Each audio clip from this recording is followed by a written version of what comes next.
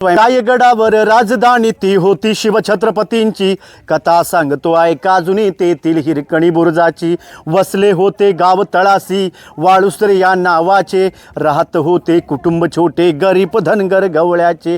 आई बायको तान्हा मुलगा, कुटुंब होते छोटेसे, अन शोभत होत्या हिरा नावाच्या तडपदार घरवालीचे. आपल्या राजांचा मेन वाडा हा, कारण महाराज इथे राहायचे, आपल्या राजांचं वास्तव्य इथं होतं, निधन महाराजांचं इथे झालं.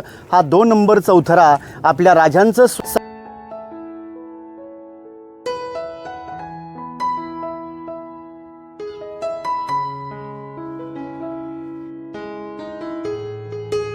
आपल्या श्लोकचा वाढदिवस आणि आजकालच्या रीती मोडून म्हणजेच केक कापून व कॅन्डल विझवून आम्ही बर्थडे सेलिब्रेट नाही करत आहोत. तर त्याऐवजी आम्ही रायगडावर आलो आहोत आणि श्लोकच्या बर्थडे निमित्त रायगडावर ते शिवघोषणा घेऊयात. होतं आपल्या राजांचं 32 मणाचं सुवर्ण सिंहासन. 1 मण म्हणजे 40 किलो, 1280 किलो वजनाचं जे सिंहासन होतं ते इंग्रजांनी पळवलं. हे पोपेच्याच खालच्या अंगाच्या बाजूला एक डोंगर आहे. या डोंगराला इतिहासामध्ये पोटल्याचा डोंगर म्हटलं जातो, कारण त्या पोटल्याच्या डोंगरावरून इंग्रजांचे 2 अधिकारी कर्नल प्रॉथर आणि मेजर हॉल या 2 ब्रिटिश अधिकाऱ्यांनी या किल्ल्यावरती तोप मारा केला. तेव्हा रायगड 11 ते 12 दिवस किल्ला जळत होता. या राजा शिवछत्रपती श्री शिवाजी महाराज की जय. जय भवानी, जय शिवाजी. धर्मवीर छत्रपती श्री संभाजी महाराज की जय. स्वागत आहे मित्रांनो, पुन्हा एकदा तुमचं ऑल मराठी आपल्या लाडक्या यूट्यूब चॅनलवर. आज आपण आलेले आहोत राजांचा गड आणि गडांचा राजा अर्थात श्रीमान रायगडचं दर्शन घेण्यासाठी, रायगडला नतमस्तक होण्यासाठी आणि छत्रपती शिवाजी महाराजांच्या असंख्य आठवणींना मुजरा करण्यासाठी, त्याचबरोबर छत्रपती शिवाजी महाराजांच्या समाधीला नतमस्तक होण्यासाठी आपण आज आलेले आहोत रायगड या किल्ल्यावर. रायगडच्या संवर्धनासाठी आता शासनाने भरीव मदत केलेली आहे. माझ्या माहितीप्रमाणे जवळपास 650 कोटी रुपयाचा निधी रायगडसाठी राखीव ठेवण्यात आलेला आहे आणि त्याच माध्यमातून रायगडच्या पायथ्याचे रोडसुद्धा अतिशय गुळगुळीत करण्यात आलेले आहेत. रायगडला जवळपास 11 ते 12 नावं आहेत, परंतु सगळ्यात शेवटचं नाव म्हणजे रायगड. मित्रांनो, पुढे जाण्याआधी एक नम्र विनंती करतो की अजूनही आपण ऑल मराठी हे चॅनल सबस्क्राईब केलं नसेल तर कृपया सबस्क्राईबचं बटन दाबून चॅनल सबस्क्राईब करा. त्याचबरोबर जर व्हिडिओ आवडला तर लाईक करा आणि व्हिडिओ इतरांना शेअर करायला मात्र विसरू नका. तर आपण रायगडकडे निघालेले आहोत. मित्रांनो, रायगडावर जाण्यासाठी 2 मार्ग आहेत. पहिला म्हणजे 1435 पायऱ्या चढून आपण पायरी मार्गे रायगडावर जाऊ शकता आणि दुसरा आहे रोपवेचा. तर आपण सकाळी 6च्या दरम्यान जर रायगड पाहत असाल किंवा रायगडाच्या पायथ्याशी सकाळी 6ला पोहोचले असाल तर पायऱ्याने आपण जाऊ शकता, जेणेकरून आपल्याला संपूर्ण गड आणि सगळे दरवाजे गडाचे पाहता येतील. आणि उतरताना आपण वेळ वाचवण्यासाठी रोपवेने सुद्धा उतरू शकता, परंतु आपल्याकडे वेळच नसेल तर मात्र रोपवेने सुद्धा आपण जाऊ शकता. यावेळी आम्ही मात्र रोपवेने जात आहेत वेळेअभावी. आणि जर तुम्हाला पायऱ्या मार्गे कोणता मार्ग आहे, कसं जायचं, तो जर व्हिडिओ पाहायचा असेल तर वर आय बटनवर त्याची लिंक दिलेली आहे. त्याचबरोबर डिस्क्रिप्शनमध्ये सुद्धा लिंक दिलेली आहे, जो 2 वर्षापूर्वी मी व्हिडिओ टाकलेला आहे. आज आपण जात आहोत रोपवे मार्गे आणि रोपवेचं जो मार्ग आहे तो जाताना डाव्या बाजूला पायरी मार्ग आहे आणि सरळच जेव्हा आपण जातो तेव्हा आपण बरोबर रोपवेकडे पोहोचतो. आपण जवळपास रोपवेच्या जवळ येऊन पोहोचलेले आहोत. आणि रोपवेचं प्रति व्यक्ती जाणे येणे 315 रुपये तिकीट आहे. त्याचबरोबर गडाच्या पायथ्याशी हॉटेलसुद्धा आहेत आपल्याला राहण्यासाठी. आपण ऑनलाईन बुकिंगसुद्धा करू शकता नेटवरून. त्यानंतर आपण रोपवेच्या प्रवेशद्वारातून आतमध्ये प्रवेश करत आहोत. रोपवेचं जे तिकीट आहे हे येण्या जाण्यासाठी 315 रुपये आहे आणि आपण गडावरून फक्त एकाच बाजूने जर उतरत असाल तर मात्र 200 रुपये तुम्हाला द्यावे लागतात. रोपवे हा पर्यायी मार्ग आहे. खरा रायगड तुम्हाला पायऱ्यावरूनच दिसेल, परंतु वेळ कमी असल्यामुळे किंवा ज्याला चढाई होत नाही त्यासाठी रोपवे हा बेस्ट पर्याय आहे. तर आपण रोपवेकडे जात आहोत. रायगडचा रोपवे उरात धडकी भरणारा आहे, कारण ताशीव गोट्याप्रमाणे असणारा जो रायगडचा भाग आहे त्या भागाकडून हा रोपवे आहे. परंतु गेल्या 25 वर्षामध्ये एकही अपघात न झालेला हा रोपवे आहे. कारण तशी मी खात्री करून घेतली होती. अपघात वगैरे कधी झाला का, तेथील कर्मचाऱ्यांनी सांगितले की 25 वर्षात एकही अपघात झाला नाही. त्यामुळे बिनधास्त रोपवेचा आपण वापर मित्रांनो, करावा. आमचा हा मावळा, आम्ही 3 वर्षाचा हा मावळा असताना आम्ही पैदल चढलो होतो रायगड. परंतु आता सध्या वेळेअभावी आम्ही रोपेने जात आहे. 3 वर्षाचा असताना पायरीनं हा चढला आणि संपूर्ण रायगड पैदल फिरला. रोपवेने प्रवास करताना रायगडचं विहंगम तितकंच विलोभनीय दृश्य आपल्याला दिसते आणि तितकंच थरारक दृश्यसुद्धा आपल्याला या रोपवेमधून पाहायला मिळते. रोपवेने गेल्याच्या नंतर मात्र तुम्हाला जे दरवाजे आहेत, महादरवाजा वगैरे, त्यानंतर शिरकाई देवीचं मंदिर हे पाहायला मिळत नाही. त्यासाठी तुम्हाला परत थोडं खाली उतरावं लागते जर तुम्हाला ते पाहायची इच्छा असेल तर. परंतु रायगडाचा एकही पार्ट असा नाही की तो पाहायची इच्छा होणार नाही. हे बघा, अतिशय ताशीव दगड जो असतो त्याप्रमाणे आहे हा रायगडाचा भाग. आणि आम्ही जवळपास रोपवे स्टेशनला पोहोचलेलो आहोत वरच्या. आणि हे जे रोपवे स्टेशन आहे हे प्रचंड मोठं आहे. अनेक इंजिनियर्स यासाठी सतत काम करतात, त्यामुळे सुरक्षित आहे. हा रायगड रोपवेचा वरचा स्टेशन. आणि आम्ही लगेच तिथे गाईड उपलब्ध इकडे माहिती guide चालू मिळाली. असेल प्लीज मध्ये कोणी बोलू नका. प्रथम रायगड किल्ल्यावरती आपल्या ग्रुपचं सरसे स्वागत करतो. माझं नाव निलेश किसन अवकिरकर, गाव हिरकणीवाडी. तुम्ही आता रायगडावरती आलात. गडाच्या मागच्या बाजूला ही गडाची मागची बाजू आहे. मग रायगडाची समोरची बाजू आपण 2360 पायऱ्या चढून किल्ल्यावरती येतो. ती रायगडाची रायगड किल्ल्याची समुद्र सपाटीपासूनची उंची आहे 2851 फूट. रायगड किल्ला उंचावरती आहे. तुम्ही रायगड रोपवे प्रकल्पाने 5 मिनिटामध्ये गडावरती प्रवास केलात. ती हाईट आहे 1375 फूट 750 मीटर. रोपवेच्याच खालच्या अंगाच्या बाजूला एक डोंगर आहे. या डोंगराला इतिहासामध्ये पोटल्याचा डोंगर म्हटलं जातो. कारण त्या पोटल्याच्या डोंगरावरून इंग्रजांचे 2 अधिकारी कर्नल प्रॉथर आणि मेजर हॉल या 2 ब्रिटिश अधिकाऱ्यांनी या किल्ल्यावरती तोप मारा केला. तेव्हा रायगड 11 ते 12 दिवस किल्ला जळत होता. या रायगडाचं आधीचं नाव रायरी नावाने या किल्ल्याला ओळखला जात होता. राजाने किल्ला जावळीचे मोरे चंद्रराव मोऱ्यांकडून राजाने किल्ला 1656 मध्ये जिंकल्यानंतर या गडाचं नाव रायगड असे जर नामकरण केलं.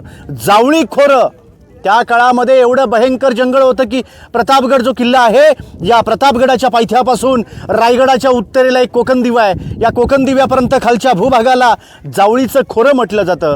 त्याच्यावरून एक म्हण काढले. ती म्हण अशी म्हटली जाते की आपल्या डोईमधली ऊ अस्वलीच्या डोईमध्ये जर सोडली तर त्या अस्वलीचे केस एवढे भयंकर असतात की त्या केसातली ऊ सापडेल. मात्र जावळीच्या खोऱ्यामध्ये भला मोठा ती सोडलेला सापडणार नाही असं दाट जंगल होतं. राजाने किल्ला आपल्या स्वराज्यामध्ये आणला. राजे प्रथम या गडाच्या पायथ्याजवळ आले. राजांच्या सोबत त्यांचे पंत होते. मोरोपंत पिंगळे हे पंतप्रधान होते.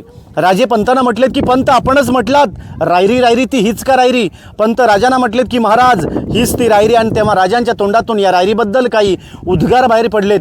ते उद्गार म्हणजे असे म्हटले जातात की राजा खासात जाऊन पाहताच गड बहुत चकोट, चौथरपा गडाचे कडे ताशिल्याप्रमाणे गाव 1.5 गाव उंच, पर्जन्यकाळी कडियावर गवतही उगवत नाही.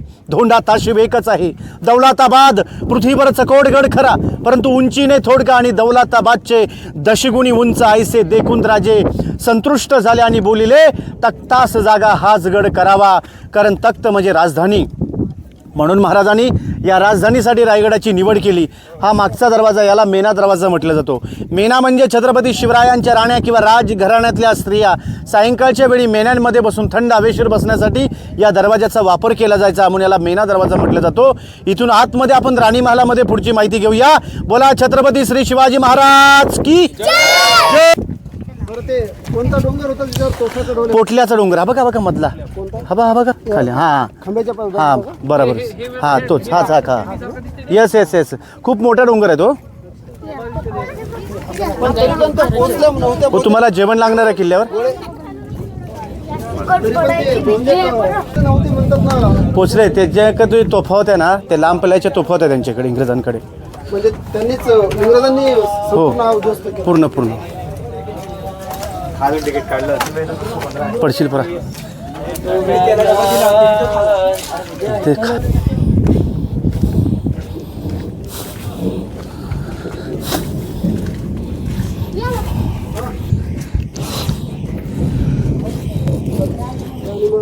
या इथे.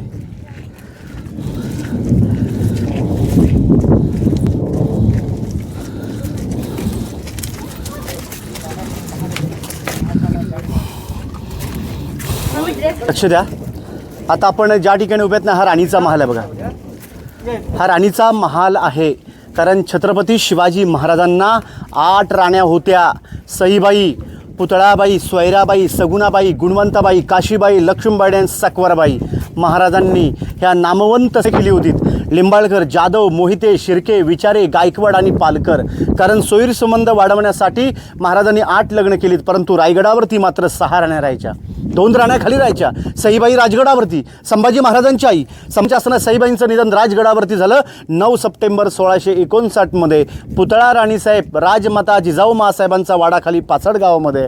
त्यांच्या सेवेला एक राणी पाचडला पुतळा राणीसाहेब 2 महिन्यांनी सती गेल्या 27 जून 1680मध्ये. मग रायगडावरती राहिलेल्या 6 राण्यांचे 6 महाल रायगडावरती आहेत. एका राणीला एवढा एक महाल आहे. प्रत्येक राणीला एक महाल असे रांगेत 6 राण्यांचे 6 दालनं आहेत. यांच्यावरती छत होतं लाकडी सागवानी. इंग्रजांनी हल्ला केल्यानंतर जेवढं लाकडाचं होतं ते जळालं. मग पाहायला काय भेटतं आपल्याला, हे जे आडव्या भिंती आहेत हे वीटबांधकाम शिवकालीन नाही, पेशव्यांच्या काळातलं आहे. दगडी बांधकाम जेवढं तुम्हाला दिसेल हे महाराजांच्या काळातलं आहे. कारण प्रश्न पडतो, किल्ला एवढा मोठा आहे की 1200 एकराचे क्षेत्रफळ आहे. रायगड बांधायला महाराजांना 14 वर्ष लागली होती. मग बांधकामासाठी लागणारी दगडं ही रायगडावर कशी आणले? दगडं रायगडावरचीच आहेत. 11 तलावं खोदलीत, 84 पाण्याच्या टाक्या खोदल्या आणि त्यातून जो दगड निघाला त्याने आपलं बांधकाम केलं. आताच्या बांधकामांमध्ये आपण सिमेंट वाळू वापरतो, त्या काळामध्ये चुना, गूळ आणि सिसेने हा रायगड बांधलेला आहे. एवढा एका राणीसाठी एवढा एक महाल, पुढे हॉल, पाठीमागे बेडरूम, मागे वॉशरूम वगैरे सगळं.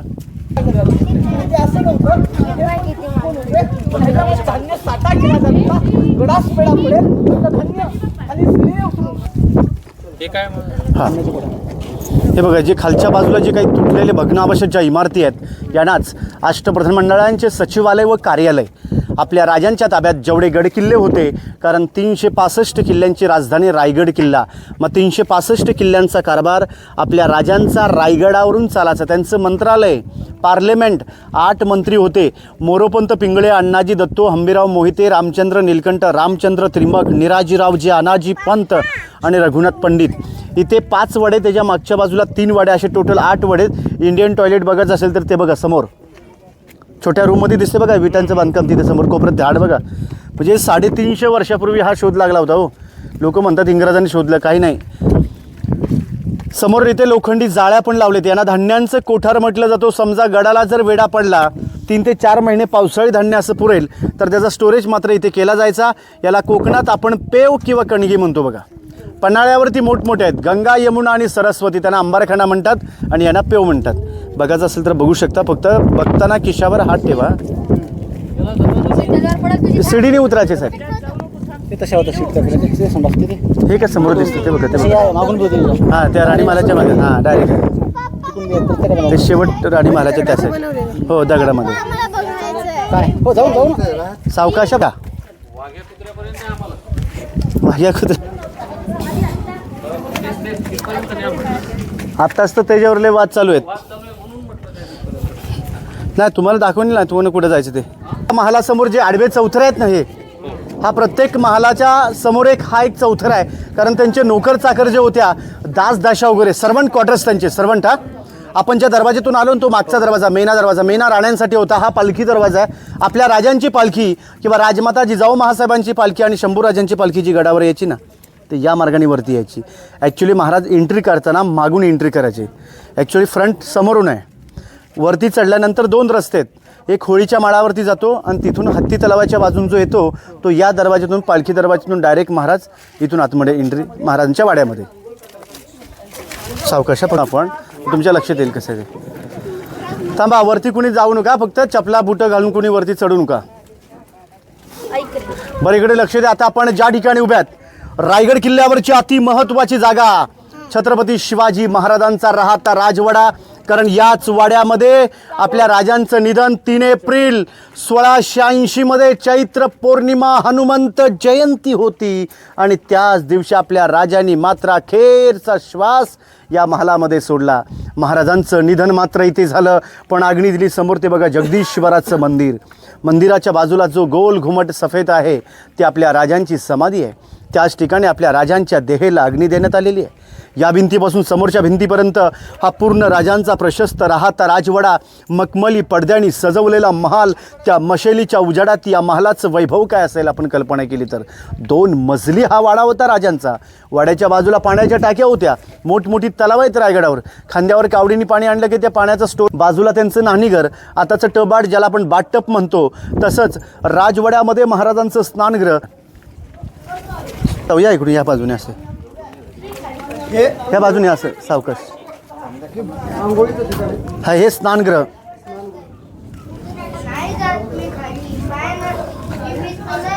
हे बघा ड्रेनेज सिस्टीम, म्हणजे इथून पाणी बाहेर जायचं.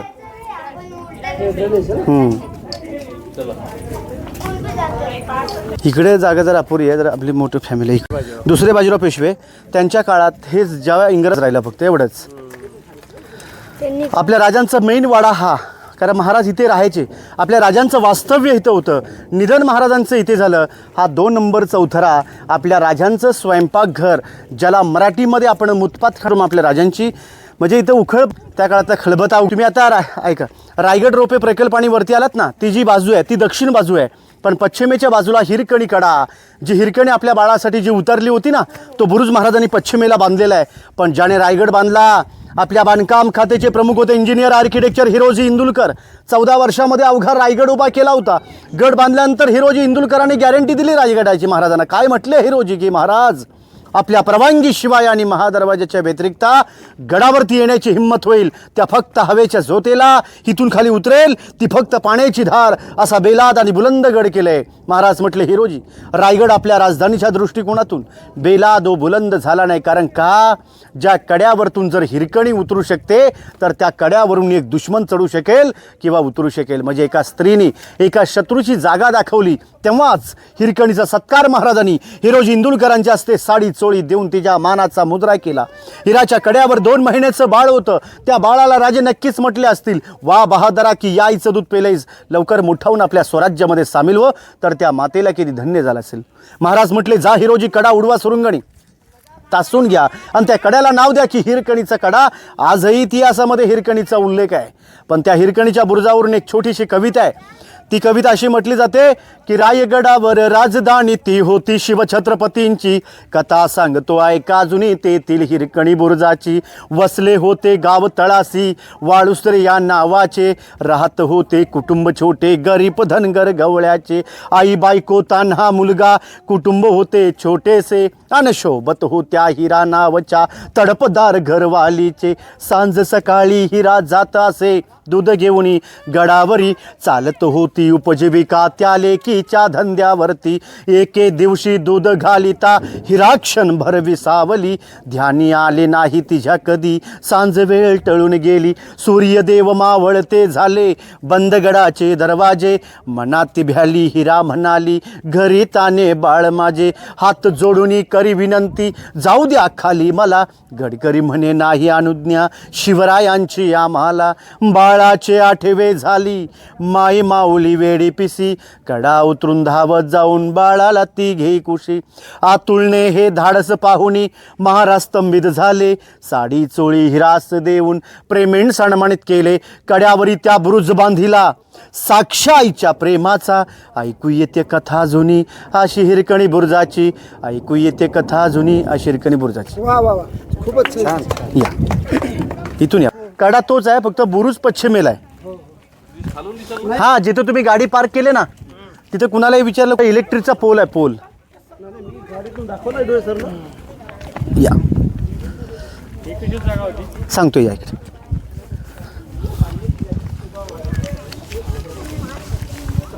नशीब उघडला थोडाफार म्हणून तुम्हाला फिरायला भेटलं. नाही तर फिरून पण नसतं दिलं त्यांनी. परवा तर असंच झालं, अशी बेकार परिस्थिती लोकांची. अर्धावट लोक गेलेत परत. प्रॉब्लेम काय होतं माहिती काय, इथे वीज वगैरे पडते ना, त्याचा प्रॉब्लेम आहे, दुसरं काय नाही. थोडं पुढे चालायचं आपण. 50 का 60 कोटी रुपये काहीतरी तरतूद केली होती. 620 कोटीचा निधी आले.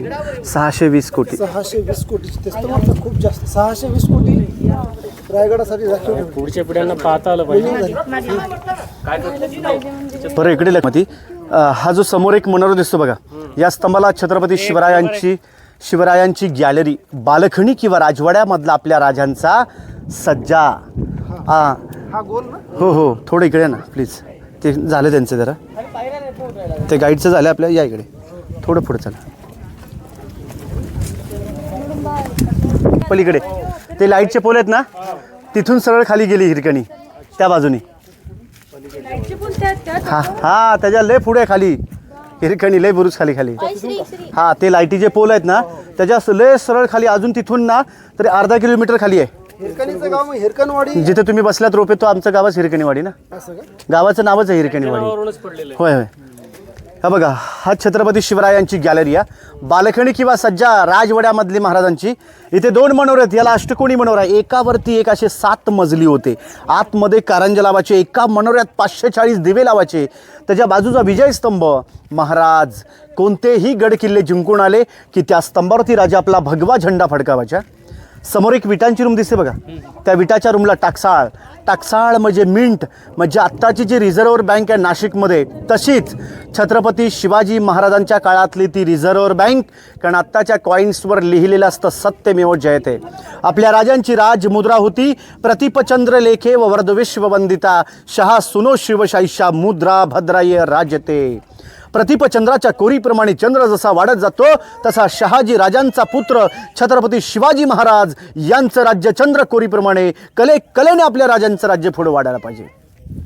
इथे एक आयताकृतीची रूम, अंडरग्राऊंड खाली एक तळघर आहे, 8 बाय 10ची रूम आहे. याला खलबतखाना म्हटलं जातो. खलबतखाना म्हणजे थोडक्यात आपल्या राजांची सिक्रेट. या कणाची बातमी या कणाला समजली नाही पाहिजे. गुपित काय बोलायचं असेल तर या रूमच्या आतमध्ये जाऊन महाराज बोलायचे, म्हणून याला खलबतखाना. खलबतखान्याचे गुप्तहेर होते बहेरूपी बहेरजी नाईक. एवढे हुशार, एवढे चतुर की 18 भाषांचं ज्ञान आणि स्वराज्याचा 3रा डोळा म्हणजे बहेरजी नाईक. सावकाश बघा फक्त.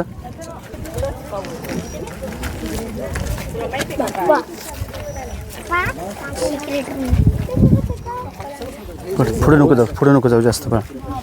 बरे बघा, लक्ष द्या. इतिहासामध्ये गंगासागर तलाव म्हटलं जातं. गंगासागर म्हणजे छत्रपती शिवाजी महाराजांचा राज्याभिषेक 6 जून 1674 मध्ये गागा भट्टांच्या हस्ते राज्याभिषेक झाला.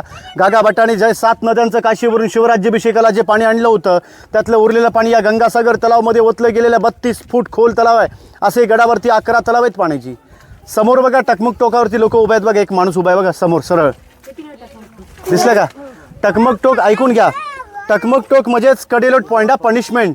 त्या काळामध्ये गुन्हेगारांनी गुन्हा, चोर, लबाडी, गद्दारी केली की त्या व्यक्तीला पोत्यात भरायचे, भाल्याचे टोक लावायचे आणि तिथून फेकून दिले जायचं. हां, तोच टोक. कोणतं? हा बघा, यांनी झूम करा बघा, झूम करा. हा बघा. हां, पण ॲक्च्युली छत्रपती बघा, त्या काळात गुन्हेगारांनी गुन्हा, चोर, लबाडी, गद्दारी केली की त्या व्यक्तीला पोत्यात भरायचे, भाल्याचे टोक लावायचे आणि तिथून फेकून दिलं जायचं. ॲक्च्युली छत्रपती शिवाजी महाराजांनी कुणाचा कडेलोट केला नाही आणि संभाजी महाराजांनी कुणाला सोडलं नाही टकमक टोकावर. आणि ही सदर होती आपल्या राजांची. आणि दिवाणे खास, हा दिवाणे खास आणि पलीकडे दिवाणे आम. आम म्हणजे आमजनतेसाठी आणि खास म्हणजे खास लोकांसाठी. थोडक्यात आपल्या राजांचं कोर्ट दिवाणे खासला मराठीमध्ये सदर म्हटले जाते. आपण जाणार तो दिवाणे आम, जिथे आपल्या राजांचा राज्याभिषेक झाला त्या जागेवर. इथे कोर्ट फक्त त्यांचं म्हणजे पर्सनल, बस मंत्रिमंडळ घेऊन ते मिटून टाकायचं फक्त इथून.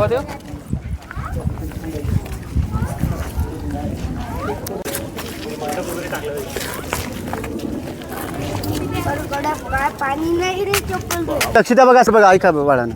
समोर जे सिंहासन दिसते बघा, हे सिंहासन पंचधातूचं आहे. कारण असंच होतं आपल्या राजांचं 32 मणाचं सुवर्ण सिंहासन. 1 मण म्हणजे 40 किलो.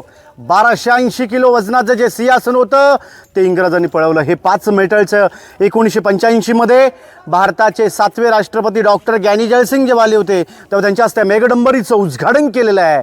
या मेघडंबरीच्या आतमध्ये आपल्या राजांची मूर्ती आहे. ही मूर्ती युवराज छत्रपती संभाजीराजे कोल्हापूरचे त्यांचे वारसदार यांनी 2009 मध्ये 6 जूनला महाराजांच्या राज्याभिषेकाला महाराजांची मूर्ती आतमध्ये बसवलेली आहे. कारण ती आहे, हा पूर्ण परिसर म्हणजे आपल्या राजांचा राज दरबार. 351 छत्रपती शिवरायांच्या राज्याभिषेकाची जागा. कारण दरबारामध्ये राज्याभिषेकाला त्या काळामध्ये 6000 लोक उपस्थित होती. कारण सिंहासन ते नगारखाना मधलं अंतर 200 फुटापेक्षा जास्त आहे. त्या काळात इलेक्ट्रिक माईक नव्हतं. कोपऱ्यात बसणारा व्यक्ती कुजबुज किंवा हळू आवाजामध्ये बोलत असेल तर तो आवाज आपल्या राजांपर्यंत पोचला जायचा. महाराज तिथून बोलले की तो आवाज त्या मागच्या व्यक्तीपर्यंत पोचायला पाहिजे. ही एक सिस्टम केलेली आणि यालाच म्हणतात वास्तुशास्त्राची रचना. आपण जर कल्पना केली तर त्या काळातले आर्किटेक्चर्स व इंजिनियर कशा असतील बघा. त्या बॅरिगेडच्या आतमध्ये 4 पायऱ्या आहेत. त्या 4 पायऱ्या एवढ्या महत्त्वाच्या पायऱ्या आहेत की महाराज सिंहासनाच्या पायऱ्या चढताना राष्ट्रमाता जिजाऊ माँसाहेबांच्या डोळ्यातून अश्रू गळले की शिवनेरीच्या मातीमध्ये बाळ माझा शोभा खेळणारा आज 32 मणाच्या सुवर्ण सिंहासनावरती आरूढ होणार. महाराज नक्कीच म्हटले असतील आऊसाहेबांना की आऊसाहेब मी जी हिंद विश्वराजाची पहिली पायरी चढतो तो तानाजी मालुसरे, दुसरी पायरी चढतो तो बाजीप्रभू देशपांडे, तिसरी पायरी चढतो तो मुरारबाजी आणि चौथी पायरी म्हणजेच माझा प्रतापराव गुजर. राजे सिंहाच्या वीर मावळ्यांच्या आठवणीत होती ज्यांच्या जीवावर आज मी हिंदवी स्वराज्य निर्माण केलं. आणि विराज जर असते तर तो आजचा दिवस किती आनंदाचा असता. राजे सिंहासनावरती आरूढ झाले. गागा भट्टांनी महाराजांच्या हातामध्ये विष्णूची मूर्ती दिली. विष्णू हा जगाचा पालक असतो आणि महाराज तर अवघ्या हिंदवी स्वराज्याचे राज्य होणार. महाराजांच्या अंगावर छत्र धरलं.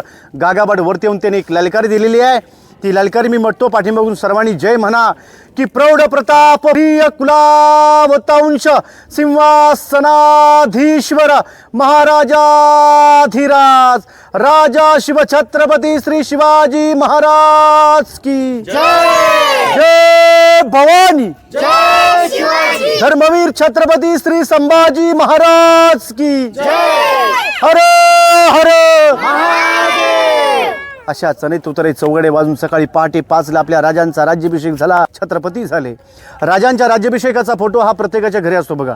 त्या राज्याभिषेकाच्या फोटोमध्ये तुम्ही बघाल तर इंग्रज वकील आपली कॅप काढून महाराजांना मुजरा करतो.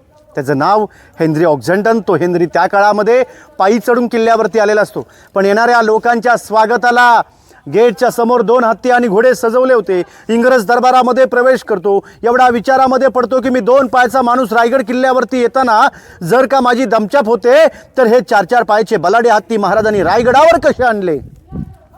हा इंग्रजाला घन प्रश्न पडला. त्याच्या प्रश्नाचं उत्तर मात्र त्याला मिळत नाही. त्याने तो प्रश्न आपल्या रोजनिशी वहीमध्ये लिहिला. या रोजनिशी वहीचा long from BBD book of Bombay Douglas. त्याचे उत्तर अलीकडचे रायगडाचे अभ्यासक व संशोधक ते म्हणतायत राजे एवढे ग्रेट होते की रायगड किल्ल्याची बांधकामं चालू असताना महाराजांनी छोटी पिल्लं पालखीत बसून वरती आणून त्यांचं पालनपोषण गडावर केलं. ही आपल्या राजांची दूरदृष्टी होती बघा. हा नगारखाना 52 फुटाचं गेट आहे. याचीच कॉपी मारली, याची प्रतिकृती मारली आणि ब्रिटिशांनी गेट ऑफ इंडियाने मुंबई गेट बांधला बघा. हा नगारखाना. इथे नगारा वाजवला की किल्ल्याचे दरवाजे बंद. पण नगारे वाजत नाहीत आत म्हणजे काही कारणास्तव बंद. पण दरवाजा मात्र आजही बंद होतो संध्याकाळी 5:30च्या नंतर आणि सकाळी 7ला महादरवाजा उघडतो.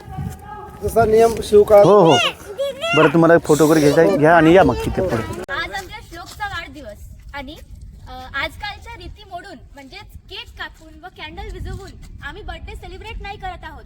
तर त्याऐवजी आम्ही रायगडावर आलो आहोत आणि श्लोकच्या बर्थडे निमित्त रायगडावर ते शिवघोषणा घेऊयात.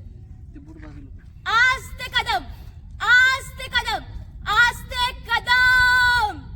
महाराज गणपती गजाश्वपती भूपती सुवर्णरत्न श्रीपती अष्टावधान जागृत अष्टप्रधान वेष्टित न्यायालंकार मंडित शस्त्रास्त्र शास्त्र पारंगत राजनीती धुरंधर प्रौढ प्रताप पुरंदर महाराजाधिराज योगीराज श्रीमंत श्री छत्रपती शिवाजी महाराज की जय. छत्रपती संभाजी महाराज की जय. छत्रपती राजाराम महाराज की जय. राजमाता जिजाऊ की जय. हर हर महादेव. हर हर महादेव. हर हर महादेव. असं समजा पण कसं होतंय काय माहिती यावर्षी पाऊस काय कोठाळ करणार आहे. आणि या वर्षापासून हा एवढाच दरवाजा उभा राहिला म्हणजे माणसाला. तो बघा तोरणा दिसतो बघा. पाऊस पडून गेला पण तोरणा क्लिअर दिसायला लागला. तो बघा उंच, तो सर्वात उंच दिसतो ना तो तोरणा 3 नंबरचा. तो तोरणा हा. हा ते हा तोरणा. हां ओके. पण आता बघा थोडा पाऊस पडून गेला म्हणून जरा क्लिअर झालं आहे, नाही तर काहीच दिसत नाही. या बाजूला आला नाही ना दिसत, वातावरण क्लिअर पाहिजे. नगर म्हणजे चढून येणारी लोक या बाजूला पायऱ्या आहेत, तिथून चढल्यात की डायरेक्ट आतमध्ये गेटमध्ये आपला ध्वजस्तंभ नगारखाना. इथे हा ध्वजस्तंभ आहे. 26 जानेवारी, 15 ऑगस्ट आणि 1 मेला इथे तिरंगा फडकवला जातो. कारण 1 नंबर तिरंगा फडकवला जातो दिल्लीमध्ये लाल किल्ल्यावर, आणि 2nd नंबर महाराष्ट्रात रायगडावर फडकवला जातो नायब तहसीलदारांच्या हस्ते. सलामी असते याला इथे. सावकाश चला या इथे होळीच्या माळाला, सावकाश हात पकडा, इथून जावा. हां म्हणजे राजदरबारातलं पाणी निघण्याची व्यवस्था हां असं केलेलं आहे. हो दोन्ही साईडला आहे. अंडरग्राऊंड केलं त्यांनी सगळं. अंडरग्राऊंड आहे मग या बाजारपेठच्या मध्ये पण आजही क्लिअर आहेत. त्यांची मेन मूर्ती आहे बघा. आपण ऑल इंडियामध्ये टी व्हीमध्ये पेपरमध्ये पोस्टरमध्ये राजांची आपण जी प्रतिमा पाहतो ही प्रतिमा रायगडावरती आहे. हा पुतळा 1974 भारताच्या प्राईम मिनिस्टर इंदिरा गांधी आणि महाराष्ट्राचे पहिले मुख्यमंत्री यशवंतराव चव्हाण रायगडावर आले होते ना, तर त्यांच्या हस्ते महाराजांच्या पुतळ्याचं उद्घाटन केलेलं आहे. वरचं छत्र 2012 शिवप्रतिष्ठान सांगलीचे अध्यक्ष संभाजी भिडे गुरुजी आजही 2 लोक पूजाला रायगडावरती येतात. तर त्यांनी ते वरचं छत्र 2012 2 जूनला उदयनराजे भोसले साताऱ्याचे त्यांच्या हस्ते बसवलेले आहे. आणि श्रीकांत शिंदे खासदार ठाण्याचे आहेत, त्यांच्याकडून दररोज 5 हार रायगडावरती येतात. हा पूर्ण ग्राउंड आहे. या ग्राउंडला होळीचा मैदान किंवा होळीचा माळ म्हटलं जातो. फाल्गुन महिन्यामध्ये, शिमग्याच्या महिन्यात मार्चमध्ये पहिली होळी इथे पेटवली की पूर्ण गड किल्ल्यांवरती होळी पेटवली जायची. पण त्या काळातला एक नियम असा होता की महाराज पेट्या होळीमध्ये नारळ टाकायचे, आणि त्या पेट्या होळीतून जो हाताने नारळ काढेल, जो बहादूर असेल त्यालाच राजे 1.25 किलो सोन्याचा कडा आणि डोक्यातला मुकुट महाराज बक्षीस द्यायचे. संभाजी महाराज 9 वर्षांचे असताना पेट्या होळीतून नारळ काढला होता बघा. समोरची बाजारपेठ 800 फूट लांबीला, 40 फूट रुंदीला, जमिनीपासून हाईट बघा. एवढ्या उंचावर हाईट का ठेवले? घोड्यावरती बसून ते सामान खरेदी करता आलं पाहिजे म्हणून ती हाईट त्या लेवलला ठेवलेली आहे. समोरचं दुकान आहे, मध्ये स्टोरूम आहे, आणि मागच्या बाजूला राहायचे आगे दुकान पेक्षा. त्या काळात अतिक्रम प्रकार नव्हता. आता अतिक्रम नसतं, कारण दुकानांच्या पायऱ्या रस्त्यावरती असतात. त्या काळामध्ये आतल्या बाजूला पायऱ्या आहेत. आता इथून तुम्हाला फक्त सरळ मंदिराकडे जायचं बघा. मंदिर आणि समाधी. इथे एक नागाचं चित्र आहे. एक नागाचं चित्र म्हणजे एक व्यापारी होता नागाप्पा सेठी म्हणून कर्नाटकचा. जेव्हा महाराजांनी सुरत लुटली 1670 तेव्हा त्यांनी महाराजांना इकडे येण्याचे मार्ग सापडून दिले होते. मग इथे महाराजांनी त्याला इथे आणून मेन बाजारपेठेचा प्रमुख केला. पण काही दिवस असे गेल्यानंतर तर राजांना म्हटलं की महाराज मी या बाजारपेठेचा प्रमुख आहे. मग कोणत्या तरी एका भिंतीवरती माझं नाव लिहा की या बाजारपेठेचा प्रमुख मी आहे. पण स्वतः महाराज राजे होऊन गेले. स्वतःचं नाव किंवा आपल्या मुलाचं नाव कोणत्याच गड किल्ल्यांवर लिहिलं नाही. एकच व्यक्तीचं फक्त हिरोजी इंदुलकरांच्या नावाची पाटी आहे, आणि आजही त्या हिरोजी इंदुलकरांच्या नावाची पाटी तिथे लिहिलेली आहे. मग हिरोजी इंदुलकरांनी त्याचं नाव न देता एक नावावरून ॲडव्हर्टाईज म्हणून एक सिम्बॉल ठेवला, नागाप्पा सेठी म्हणून. ते बघा, ते जगदीश्वराचं मंदिर आहे. माहिती देतो मी तुम्हाला. ते आता किती आपलं 32 मनाचं सिंहासन बसवायची चर्चा चालू आहे. ते संभाजी भिडे गुरुजी आहेत ना, त्यांनी संकल्प केलेला. अजून काय म्हणजे हे नाही, पण बसवेत होईल, बसू शकतो. ईश्वराचं मंदिर आहे बघा. महादेवाचं मंदिर ॲक्च्युली आकार बघा कसा वाटतो, मशिदीसारखा वाटतो की नाही, कारण ते मोगलांनी तोडावं नाही म्हणून त्याचा एक आकार तसा ठेवलेला आहे. ॲक्च्युली मंदिर आहे शंकर महादेवाचं मंदिर आहे. कोणत्याही गड किल्ल्यांवर गेलात शंकरांच्या मंदिरांचे दरवाजे तुम्ही बघाल तर उंचीला कमी आणि रुंदीला कमी ठेवलेत. कारण का? औरंगजेबचे सरदार उंचीला जास्त असून अंगाने दिप्पाड असायचे, आणि जर का आपल्या मंदिरांमध्ये गेले तर नतमस्तक वाकून जावं त्या मंदिरामध्ये, म्हणून त्या मंदिरांच्या दरवाजांची हाईट कमी ठेवलेली आहे. बाजूला महाराजांची समाधी आहे. व्हाईट कलर घुमट दिसतो की नाही, ती महाराजांची समाधी आहे. कारण त्याच ठिकाणी आपल्या राजांच्या देहेला अग्नी देण्यात आलेली आहे, आणि त्याच समाधीच्याच पाठीमागे त्या कुत्र्याची समाधी आहे. समाधी आणि मंदिराच्या मध्ये गेट आहे. त्या गेटच्या पहिल्याच पायरीवर एक नाव लिहिले, ज्याने हा रायगड बांधला. आपल्या बांधकाम खात्याचे प्रमुख होते इंजिनियर आर्किटेक्चर हिरोजी इंदुलकर, ज्याने 14 वर्षामध्ये रायगड बांधला होता. गड बांधल्यानंतर महाराजांनी विचारलं, हिरोजी तुम्ही आमच्या बांधकाम खात्याचे प्रमुख म्हणून आम्ही प्रेमाने तुम्हाला हिरोजी इंदुलकर म्हणतो. 14 वर्षामध्ये रायगड बांधलात हिरोजी, काय बक्षीस तुम्हाला पाहिजे? हिरोजींना जर हवा असतं तर 2 गावांची स्टेट, अर्ध्या गावाची वतनदारी, जहागीरदारी, पाटीलदारी मागितली असती तरी दिली असती. कारण का? सिंधुदुर्ग किल्ला त्यांनीच बांधला होता, प्रतापगडही त्यांनी बांधला होता. मग रायगड किल्ल्याची बांधकामं चालू असताना पैसे कमी पडले. स्वतःचं घर, दार, वाडा हिरोजीने घाण ठेवला आणि या रायगड किल्ल्याची बांधकामं पूर्ण केलीत. महाराज म्हटले, मागा हिरोजी, काय हवं आपल्याला, काय मागितलं हिरोजींनी? हिरोजी म्हटले, राजा आपण मंदिरात जाताना ज्या पायरीवरती आपला उजवा पाऊल पडेल तिथे एका नावाची पाटी द्या की जिथे आपला चरण स्पर्श होईल. इथे नाव लिहिलेलं आहे, सेवेचे ठाई तत्पर हिरोजी इंदुलकर. एवढंच राजांकडून बक्षीस घेतलेलं आहे. आपल्या रायगडाची महत्त्वाची माहिती इथपर्यंत असते, पण जाता जाता मराठ्यांचे काही 4 शेर आहेत. ते 4 शेर असे म्हटले जातात की घासल्या विना धार नाही तलवारीच्या पातीला, घासल्या विना धार नाही तलवारीच्या पातीला, शिवचरित्राशिवाय अर्थ नाही या महाराष्ट्राच्या काळ्या मातीला. अंधार फार झाला ता दिवा पाहिजे, अंधार फार झाला ता दिवा पाहिजे, या देशाला नव्हे तर अख्ख्या जगाला जिजाऊंचा शोभा पाहिजे. म्हणून तर म्हटलं जातं की राष्ट्रमाता जिजाऊ, राजमाता जिजाऊ तुम्ही जन्माला जर आल्या नसत्यात तर दिसली नसते अंगणामध्ये तुळस, आणि छत्रपती शिवराय तुम्ही जन्माला आले नसते ना तर आज राहिले नसते मंदिरांचे उंच उंच कळस. म्हणून भूषण काय म्हणतायत, काशी हों की कला जाती मथुरा में मस्जिद बसती, अगर ना शिवराय पैदा होते तो सबकी सुन्नत हो जाती, सबकी सुन्नत हो जाती. जय शिवराय. हा आहे होळीचा माळ. होळीच्या माळावरील महाराजांना नतमस्तक होऊन मुजरा करून आम्ही पुढे बाजारपेठ आणि महाराजांच्या समाधीस्थळाकडे निघालो. हेच ती बाजारपेठ, ज्या बाजारपेठेमध्ये पोटपायऱ्या आहेत, त्याचबरोबर घोड्यावरून खरेदी करता आली पाहिजे म्हणून ती बाजारपेठ वर होती, त्याचं विशिष्ट अंतर होतं. आजही आपण रायगडाला जर भेट दिली तर ह्या सगळ्या वस्तू, ह्या सगळ्या वास्तू आणि हे नागाचं चित्र, नागाप्पा व्यापारी जे होते त्यांच्या स्मरणार्थ, कारण छत्रपती शिवरायांचे जेवढे गड आहेत तिथे कुठेही स्वतःचं नाव त्यांनी कोरलेलं नाही, म्हणून तशी अनुमती कोणालाही नव्हती. आता आपण समाधी स्थळाकडे जात आहोत, त्याचबरोबर जगदीश्वराच्या मंदिराकडे जात आहोत आणि सेवेचे ठाई तत्पर हिरोजी इंदलकर ती पायरीसुद्धा आपण पाहणार आहोत. त्या पायरीला सुद्धा आपण नतमस्तक होणार आहोत. तिकडे सध्या आपण जात आहोत. बाजारपेठेच्या मागच्या बाजूला हे जे आपल्याला झोपडे दिसतात हे सर्व गाईड मंडळी आहे आणि त्यांच्या ज्या अर्धांगिनी आहेत ते आपल्याला सुंदर पिठलं भाकरी योग्य दरामध्ये उपलब्ध करून देतात. त्यानंतर आपण आलो जगदीश्वराच्या मंदिरामध्ये. हे जगदीश्वराच्या मंदिराचा परिसर, त्याला वॉल कंपाऊंडसारखं जे आहे ते, त्यानंतर हा जगदीश्वराचं मंदिर जे मी तुम्हाला जवळून दाखवत आहे. जगदीश्वराच्या मंदिराची जी रचना आहे ते आपल्याला गाईडनी सांगितलेलीच आहे, मस्जिदीप्रमाणे आहे. आणि हे मंदिर तत्कालीन शिवकालीन आहे. हिरोजी इंदलकरांच्या संकल्पनेतून साकारलेलं हे जगदीश्वराचं मंदिर आहे. भव्य दिव्य असं जगदीश्वराचं मंदिर. आणि या मंदिराच्या आतमध्ये आपल्याला दिसते शिवाचं शिवलिंग पिंड दिसते.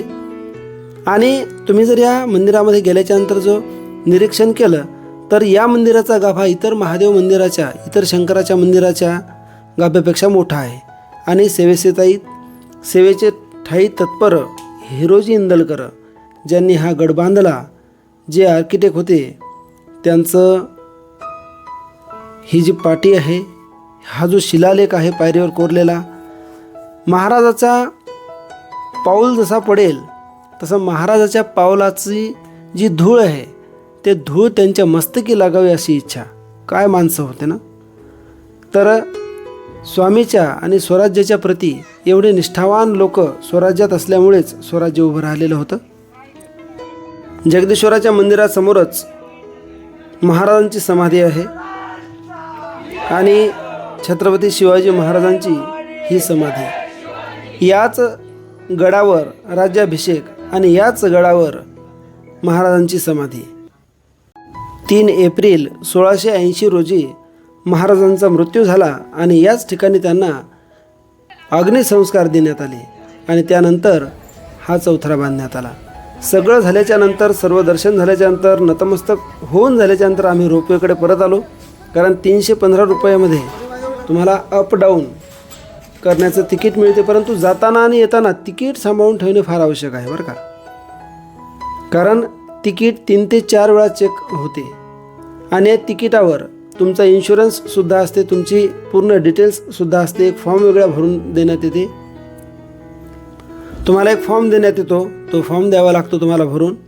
त्यासाठी पेन तुमच्याजवळ असणे आवश्यक आहे. आणि उतरताना प्रचंड धोकं गडावर झालं होतं. आम्ही ज्यावेळी रोपवेमध्ये बसलो होतो तेव्हा सायरन वाजलं होतं गडावरचं आणि संपूर्ण रायगड बंद झाला होता, कारण खूप मोठा फॉग, खूप मोठं धुकं या गडावर आलेलं होतं. हा आपण पाहू शकता. आणि उतरताना सुद्धा हे विलोभनीय दृश्य आपण पाहू शकता. मित्रांनो, व्हिडिओ जर आवडला असेल तर लाईक करा, सबस्क्राईब करा, इतरांना शेअर करा आणि हो, व्हिडिओखाली कॉमेंट करायला मात्र अजिबात विसरू नका. पुन्हा लवकरच भेटू अशाच एका नाविन्यपूर्ण व्हिडिओमध्ये. तोपर्यंत जय हिंद, जय महाराष्ट्र, जय शिवराय.